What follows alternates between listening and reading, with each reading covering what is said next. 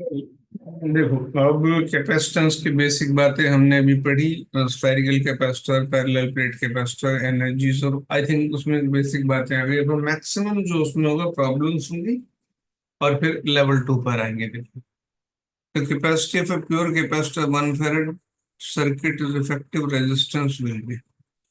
देखो, ये अच्छा सवाल है कि एक कैपेसिटर से जो करंट है, कैपेसिटर बेसिकली क्या, दो प्लेट्स हैं या दो स्फीयर्स है। नॉर्मली हम दो प्लेट्स लेकर चलते हैं, इनके बीच में सिर्फ इलेक्ट्रिक फील्ड होता है, कोई मेटल नहीं होता।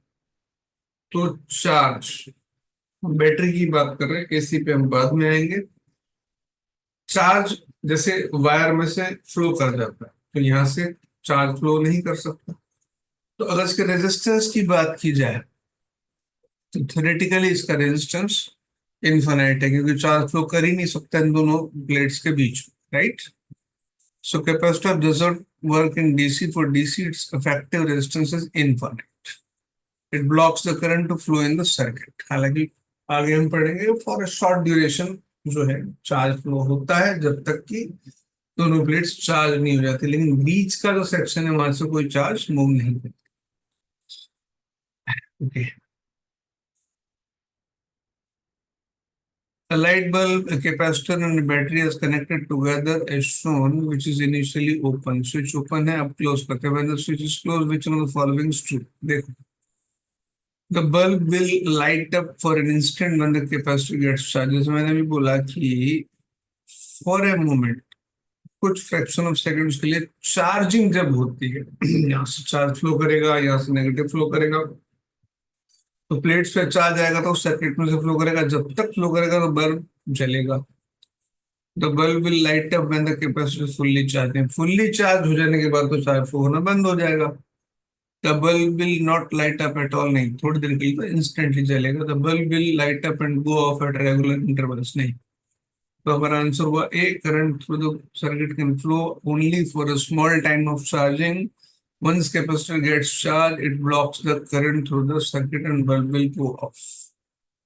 थोड़ी देर के लिए चार्जिंग हुई, चार्ज फ्लो हुआ, चार्ज फ्लो मैंने करंट, और बल्ब जो है ग्लो करेगा। कॉन्स्टेंटली नहीं, मतलब सेम इंटेंसिटी से नहीं। वो हम चार्जिंग आगे पढ़ेंगे आरसी सर्किट्स में। Capacity of a parallel PPC is 10 and distance between the plates is this. If the distance between the plates is reduced to this, the capacity becomes the equivalent। इसका formula था epsilon not a by D. अब distance 8 से हमने 4 कर दी, तो definite सी बात है कि डिस्टेंस आधी कर दी तो डी नीचे आ रहा, तो कैपेसिटेंस डबल हो जाए, 10 की 20। चलो थोड़े से लेवल हायर क्वेश्चन की तरफ जाते हैं। If potential difference of 6 microfarads is changed from V to 2 with an increase in energy, सीधा सा formula, half C V square, initial half C one square, half C V two square, difference ये आ जाएगा, half of C V two square minus V one square. चलिए कुछ दम वाला question है। A spherical capacitor consists of two concentric spherical conductors. The inner one of radius R1 maintained at potential V1 and the outer R2 is maintained at potential V2. The potential at any point P at a distance x from the center. Okay. अब इसमें एक चीज देखो, ये basically capacitance का question कम और conductors वाला question ज्यादा। देखो इसमें समझाता हूँ मैं क्या चीज है।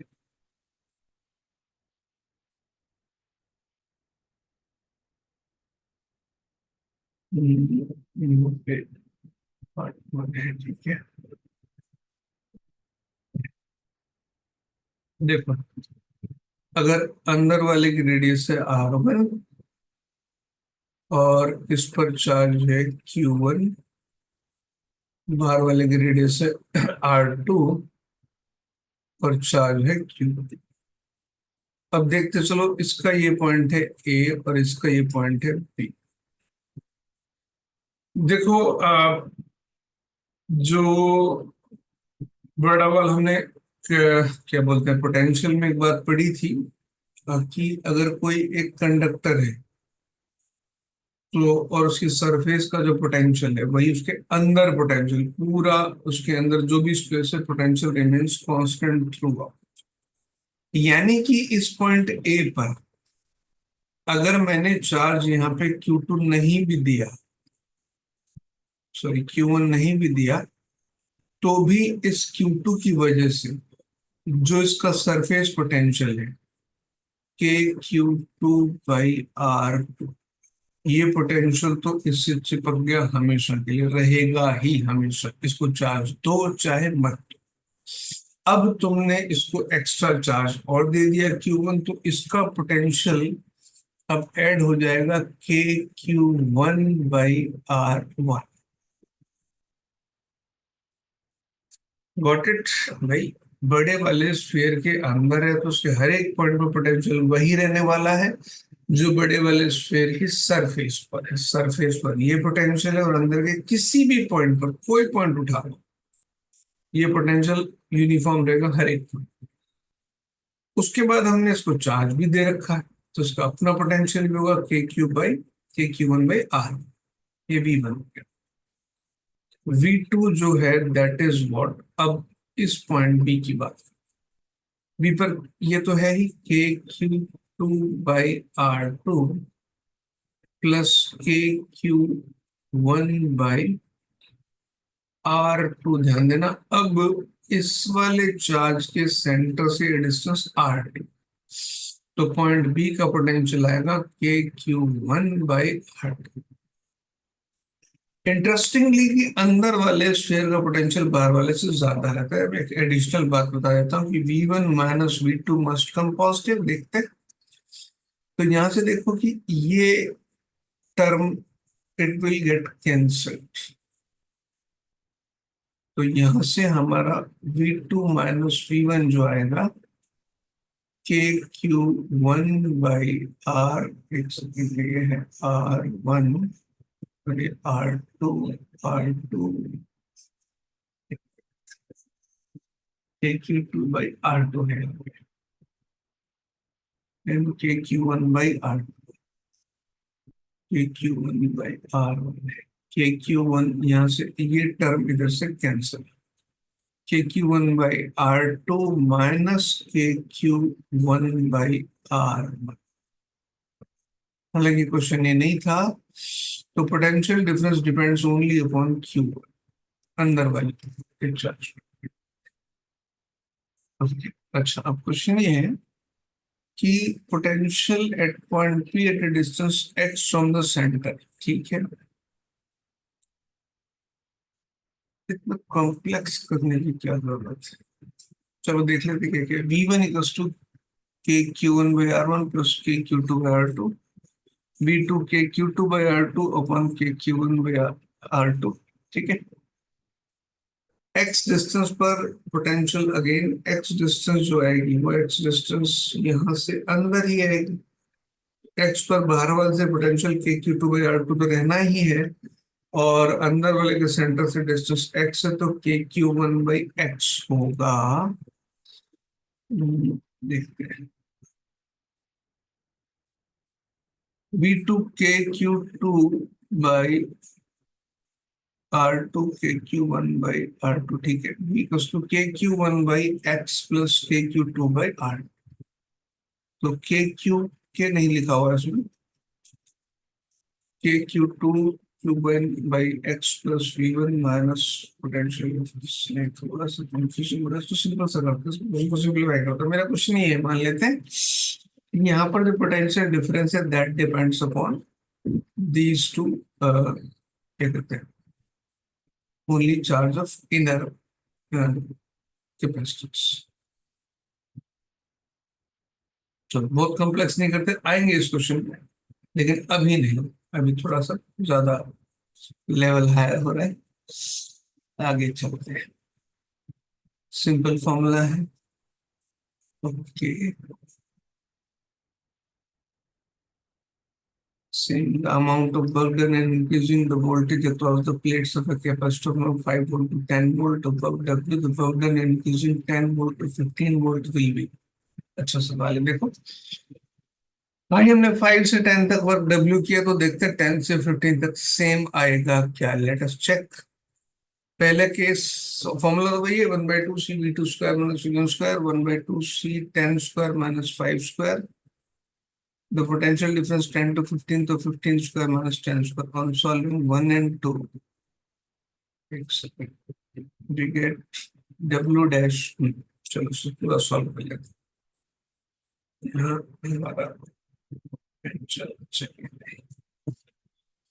तो ठीक है, चलो पहले एक काम करते हैं।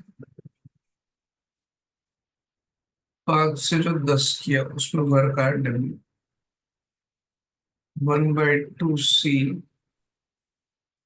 Into 10 square minus 5, c/200 minus 25, 75c/2। दूसरे केस में W dash 1/2 c 15 square minus 10 square, c/2 225 minus 100, लगे 125/2c। तो लेट्स, सेम तो नहीं है of course. W dash upon W 125c/2 upon 75c/2, 125/75 25 5/3, यानी कि 1.66 या 1.67 आ जाएगा, 1.666 चलेगा। तो W dash is equal to 1.67 into W, ये माना कुछ। मतलब ये कि 5 से 10 वोल्ट कर रहे हैं और 10 से 15 वोल्ट कर रहे हैं, तो दोनों केसेस में हालांकि पोटेंशियल डिफरेंस सेम है, लेकिन एनर्जी उसका स्क्वायर होती है वोल्टेज का। तो दोनों केसेस में जो वर्क डन है वो सेम नहीं आ रहा है। ठीक है, दूसरे केस में ज्यादा आ रहा है। ये आईआईटी का क्वेश्चन देखते हैं। Two isolated parallel plate capacitor of capacitance C, the four surfaces of charge Q1, Q2, Q3, Q4 as shown the potential difference between the plates। देखो, इसका बहुत सीधा सा हिसाब किताब ये है, ये Q1, ये एक थोड़ा सा लास्ट करते हैं।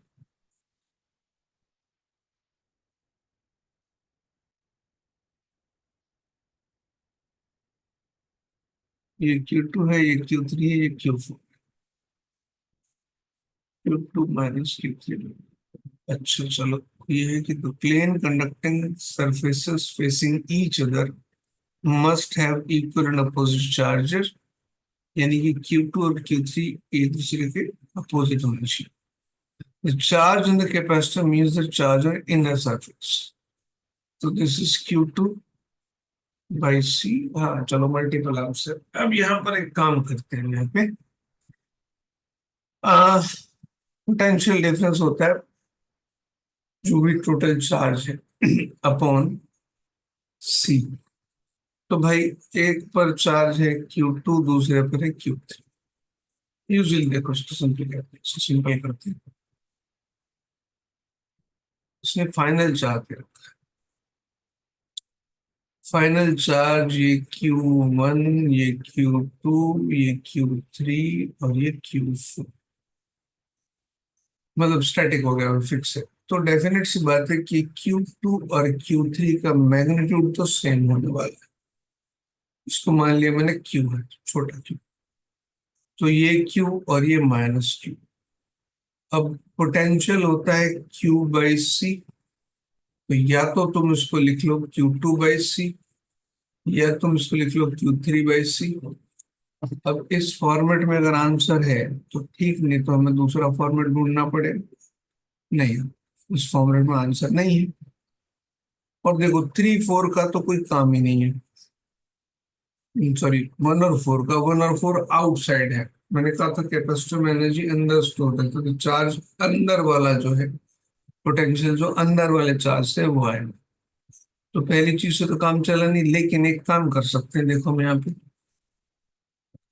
V बराबर 2Q/2C, नीचे सब जगह आंसर में 2 आ रहा है ना। तो 2q मतलब ऐसा बोल सकता हूं मैं कि Q2 minus minus Q3, Q3 already minus, तो Q2 माइनस Q3 यानी कि Q minus minus Q, it will become 2q, तो 2q by 2c q by c आ जाएगा।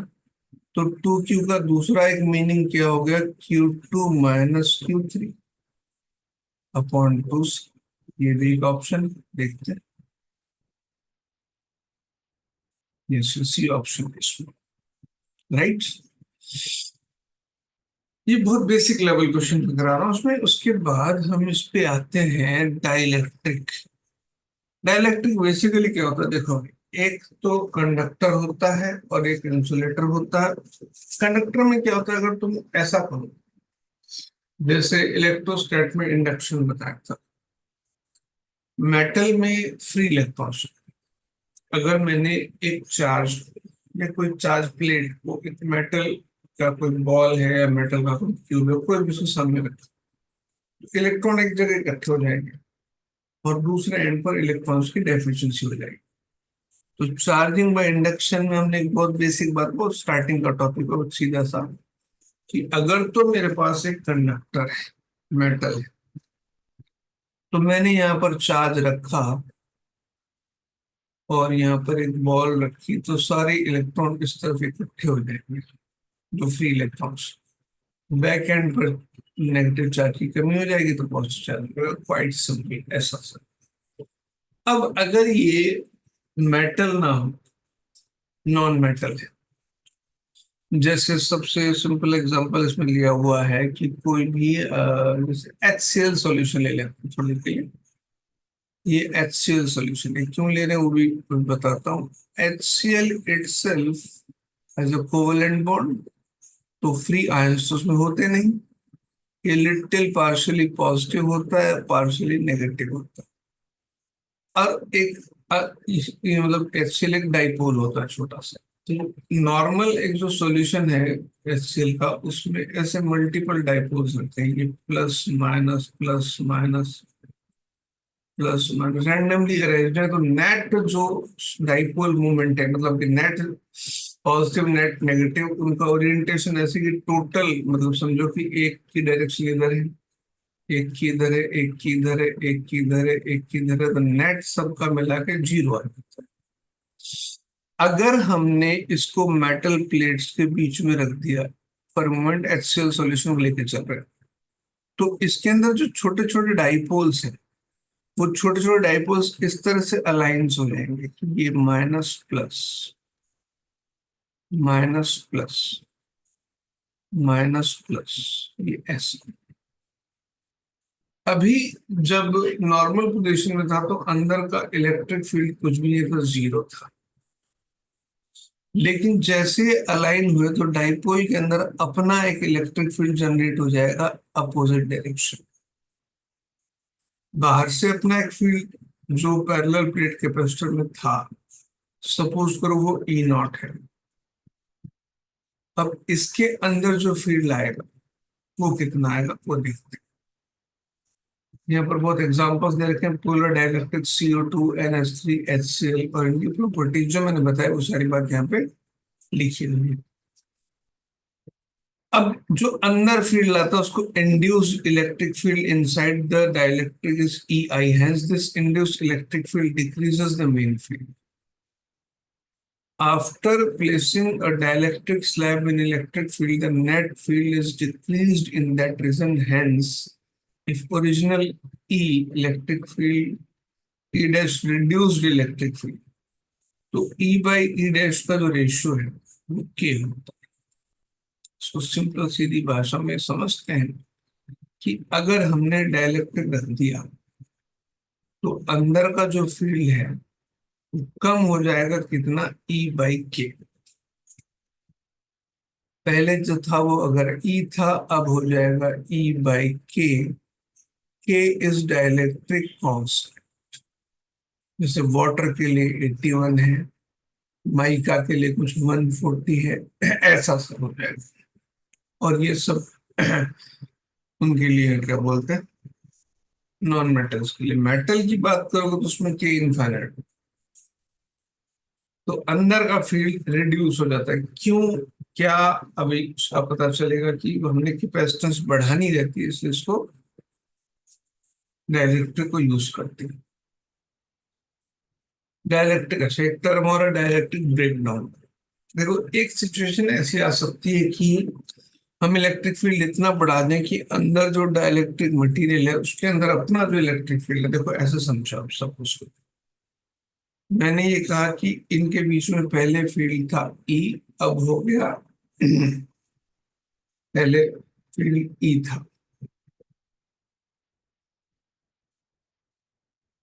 अब हो गया इलेक्ट्रिक रखने के बाद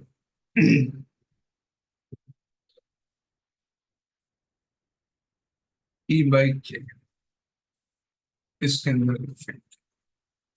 अब डाइलेक्ट्रिक ब्रेकडाउन का मतलब ये है कि जैसे इसके अंदर पोलराइज हो रहे हैं, तो अगर हम इलेक्ट्रिक फील्ड इतना बढ़ाने कि सपोज पोलराइज जो मॉलिक्यूल्स हैं उनके प्लस माइनस सेपरेट हो जाए, ये कंडक्टिंग हो जाए, उस सिचुएशन में ऑलमोस्ट मतलब कह सकते हो तुम कि ये जल जाएगा। कैपेसिटर कई बार खराब हो जाता है ना, जल जाता है, वो हो जाए, that is called dielectric breakdown. If a very high electric field is created in a dielectric, the outer electrons may get detached from their parent atom. The electric then behaves like a conductor. This phenomenon is known as dielectric breakdown.